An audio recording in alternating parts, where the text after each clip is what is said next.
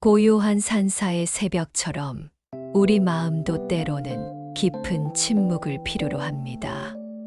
그 침묵 속에서 우리는 진실을 마주하게 됩니다.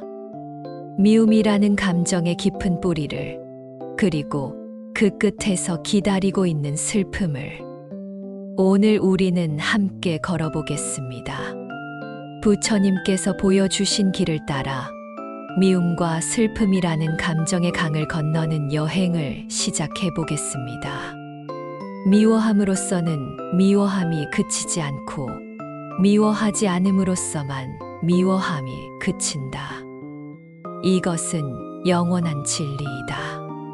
부처님께서 남기신 이 말씀은 마치 잔잔한 호수에 떨어진 돌멩이처럼 우리 마음에 깊은 파문을 일으킵니다. 미움이라는 감정이 얼마나 우리를 괴롭히는지 우리는 일상에서 수없이 경험합니다. 누군가가 우리에게 상처를 주었을 때 우리는 본능적으로 그 미움을 품게 됩니다. 그 순간 우리는 생각합니다. 저 사람이 나를 이렇게 아프게 했으니 나도 그를 미워할 권리가 있다고 말입니다. 하지만 부처님은 우리에게 말씀하십니다. 미움으로는 미움을 끝낼 수 없다고. 이는 마치 불에 기름을 붓는 것과 같습니다.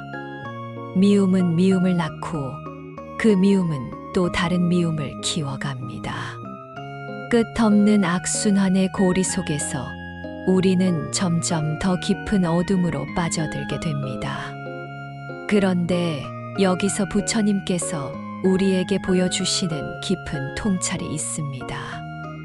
미움의 끝에는 언제나 슬픔이 기다리고 있다는 것입니다. 우리가 누군가를 미워할 때 결국 가장 아파하는 것은 바로 우리 자신입니다. 명상의 흐름, 미움의 본질을 들여다보기. 잠시 눈을 감고 생각해 보십시오. 당신이 누군가를 깊이 미워했던 순간을 떠올려 보세요. 그 순간 당신의 가슴은 어땠습니까? 평온했습니까?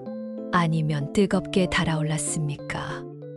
미움이라는 감정은 마치 뜨거운 숯을 맨손으로 쥐고 다른 사람에게 던지려는 것과 같습니다. 그 숯을 던지기 전에 먼저 타는 것은 바로 우리 자신의 손입니다. 우리는 다른 사람을 해치려고 미움을 품지만 결국 가장 먼저 상처받는 것은 우리 자신입니다. 부처님께서는 이러한 인간의 마음을 깊이 이해하고 계셨습니다. 그분은 우리에게 말씀하십니다. 분노는 벌을 받을 자를 위해 준비된 것이 아니라 분노하는 자 자신을 위해 준비된 것이다. 이 말씀 속에는 얼마나 깊은 자비가 담겨 있는지 모릅니다. 부처님은 우리를 질책하시는 것이 아닙니다. 오히려 우리가 스스로를 괴롭히고 있다는 것을 알려주시며 그 고통에서 벗어날 길을 제시해주고 계시는 것입니다. 생각해 보십시오. 우리가 누군가를 미워할 때 그 사람은 어디에 있습니까? 대부분의 경우 그들은 우리 곁에 없습니다. 그들은 자신의 일상을 살아가고 있을 것입니다. 하지만 우리는 여전히 그들에 대한 미움으로 마음을 태우고 있습니다. 이것이 바로 미움의 역설입니다.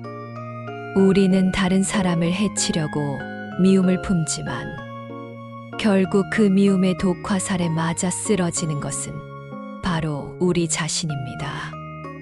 미움의 끝에 슬픔이 있다는 부처님의 말씀을 더 깊이 들여다보면 우리는 놀라운 진실을 발견하게 됩니다. 미움이라는 감정 자체가 사실은 깊은 슬픔에서 비롯된다는 것입니다.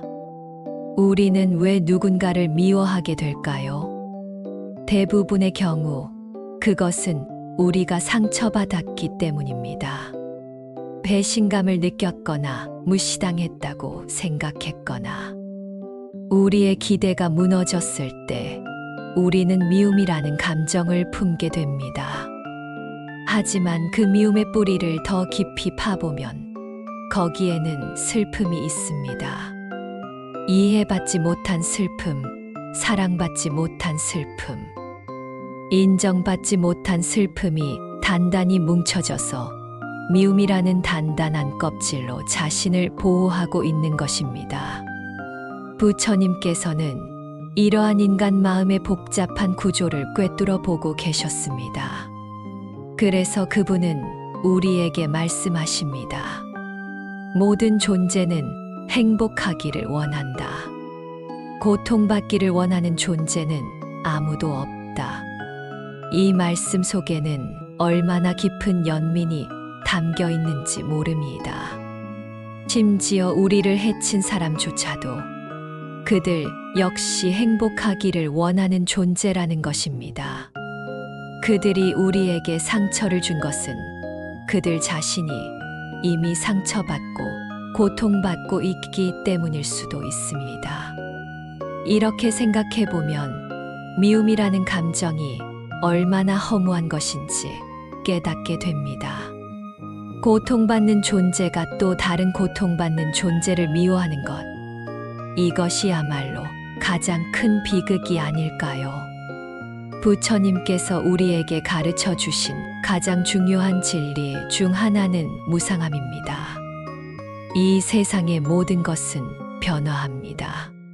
기쁨도 변하고 슬픔도 변하고 미움도 변합니다. 우리가 누군가를 미워할 때 우리는 마치 그 감정이 영원할 것처럼 느낍니다. 마치 그 미움이 우리의 정체성의 일부인 것처럼 꽉 붙잡고 있습니다. 하지만 부처님은 우리에게 말씀하십니다. 모든 것은 지나간다. 이 말씀은 우리에게 큰 위안을 주기도 하지만 동시에 깊은 성찰을 요구하기도 합니다. 우리의 미움도 결국 지나갈 것이라면 그 미움으로 인해 우리가 겪는 고통도 불필요한 것이 아닐까요? 강물을 생각해 보십시오. 강물은 끊임없이 흐릅니다.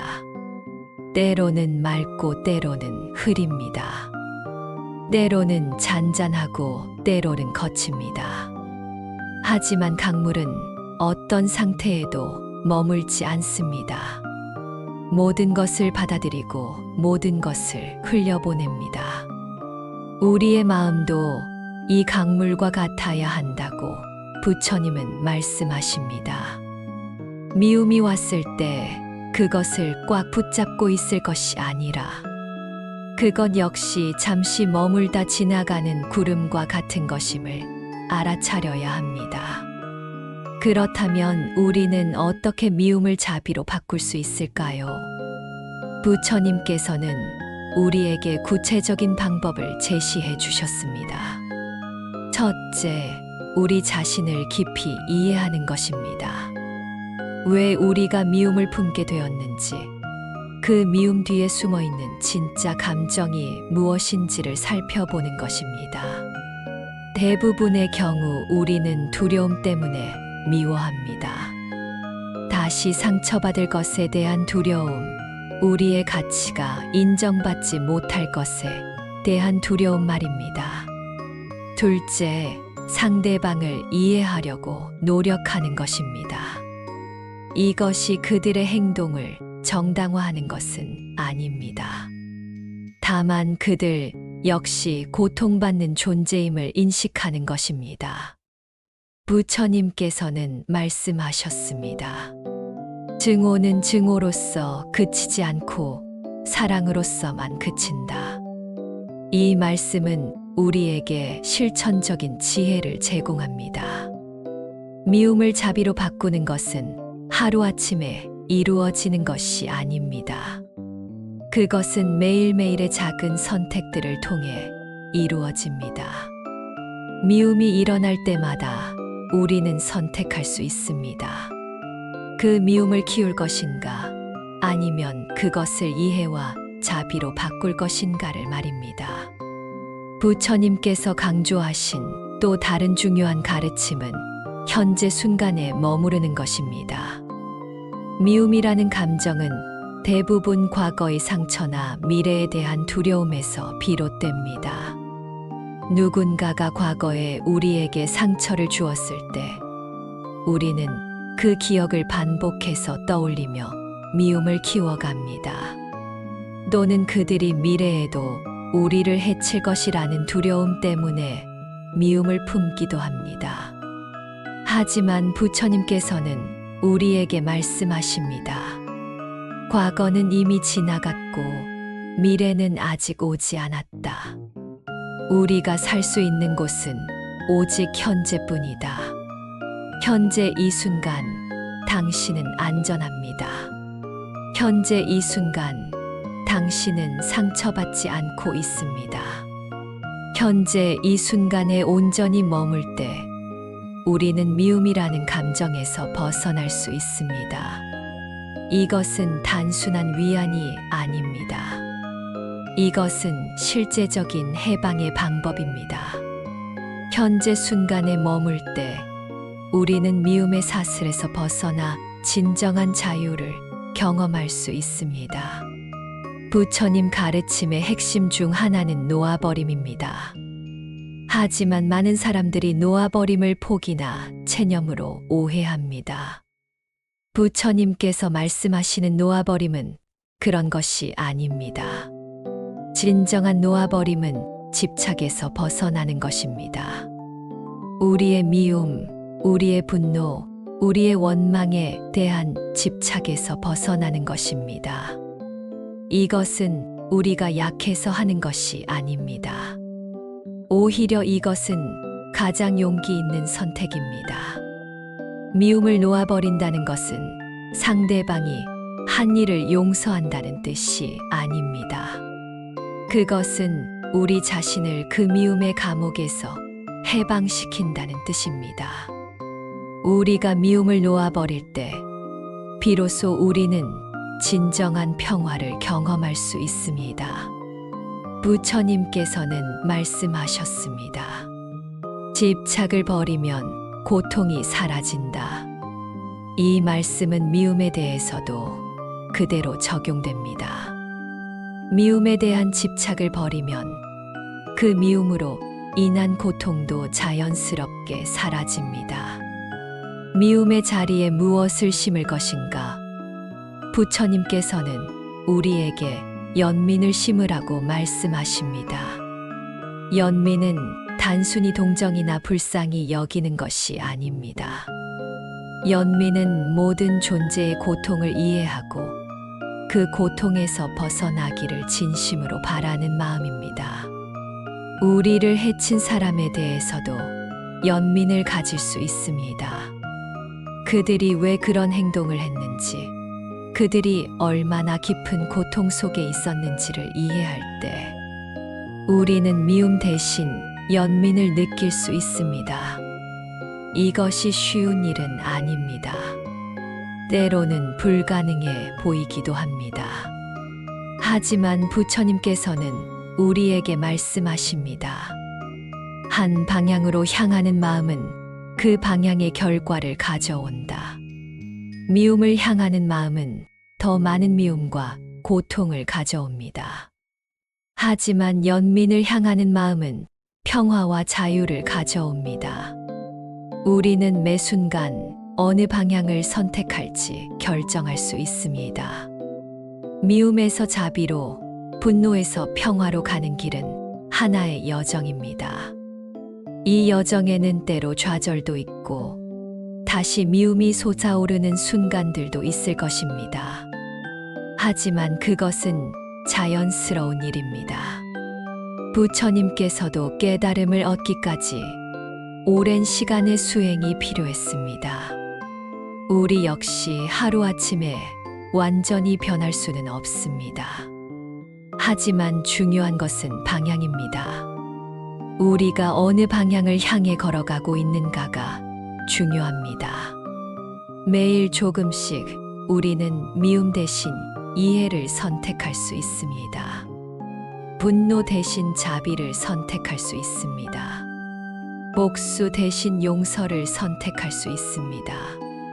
이런 작은 선택들이 모여서 결국 우리의 삶을 완전히 바꾸어 놓을 것입니다. 부처님께서는 말씀하셨습니다. 물방울이 모여 큰 그릇을 채우듯 작은 선행이 모여 지혜로운 사람을 만든다. 미움의 끝에는 언제나 슬픔이 있습니다. 하지만 그 슬픔을 통과하면 우리는 더 깊은 평화를 만날 수 있습니다. 이것이 부처님께서 우리에게 보여주신 길입니다. 우리는 완벽할 필요가 없습니다. 우리는 항상 자비로울 필요도 없습니다. 다만 우리는 매 순간 더 나은 선택을 하려고 노력할 수 있습니다. 미움 대신 이해를, 분노 대신 자비를 선택하려고 노력할 수 있습니다. 그리고 그 노력 자체가 이미 우리를 변화시키고 있습니다. 그 노력 자체가 이미 우리를 미움의 감옥에서 해방시키고 있습니다.